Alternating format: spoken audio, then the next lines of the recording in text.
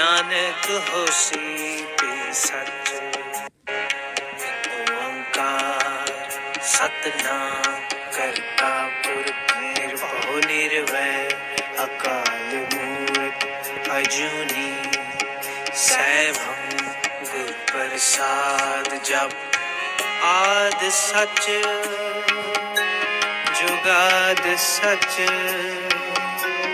है पी सच। नानक होसी भी सच। ओंकार सतनाम करता पुरख निर्भव निर्वैर अकाल मूर्त अजूनी सैभं गुर प्रसाद। जप आद सच